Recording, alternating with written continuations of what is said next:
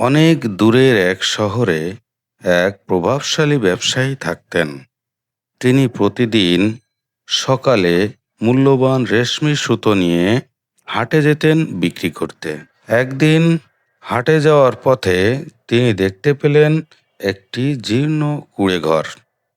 কৌতূহলবশত তিনি কুঁড়েঘরটির ভেতর উঁকি দিলেন।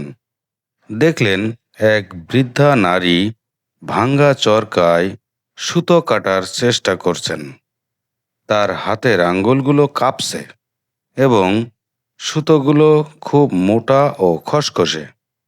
ব্যবসায়ী মনে মনে ভাবলেন, আমি তো প্রতিদিন কত সুতো বিক্রি করি, এই বৃদ্ধার জন্য কি কিছু করতে পারি না?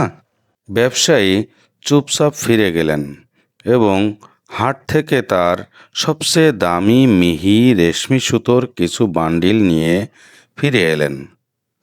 তিনি বৃদ্ধাকে সুতোগুলো দিয়ে বললেন, আম্মা, এগুলো দিয়ে আপনি কাপড় তৈরি করুন, খুব ভালো দাম পাবেন।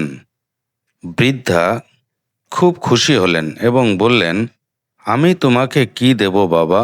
ব্যবসায়ী মৃদু হেসে বললেন, শুধু যখন এই সুতো দিয়ে কাপড় বুনবেন তখন আমার জন্য একটু দোয়া করবেন। কয়েক মাস পর এক গভীর রাতে ব্যবসায়ীর গুদামে আগুন লাগলো। তার সমস্ত সম্পদ, সমস্ত সুতো পুড়ে ছাই হয়ে যেতে লাগলো। তিনি এবং তার কর্মচারীরা আগুন নেভানোর আপ্রাণ চেষ্টা করলেন, কিন্তু আগুন কিছুতেই নিয়ন্ত্রণে আসছিল না।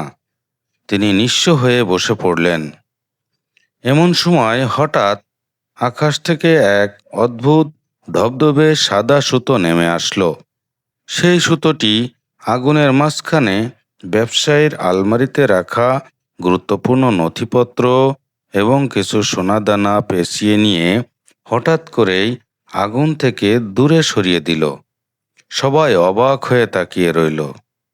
আগুন তখনও দাউ দাউ করে জ্বলছে, কিন্তু ওই মূল্যবান জিনিসগুলো অক্ষত। পরদিন সকালে সবকিছু পুড়ে ছাই হয়ে যাওয়ার পর ব্যবসায়ী সেই অলৌকিক পুঁটলিটি খুঁজে পেলেন। অবাক হয়ে তিনি দেখতে পেলেন, যে সুতো দিয়ে পুঁটলিটি পেঁচানো ছিল তা ঠিক সেই রেশমি সুতোর মতোই যা তিনি সেই বৃদ্ধাকে দিয়েছিলেন। তখন তার মনে পড়ল, যখন তিনি সুতো দিয়েছিলেন বৃদ্ধা হয়তো তার জন্য দোয়া করেছিলেন। এটি সেই নিঃস্বার্থ দোয়ার ফল।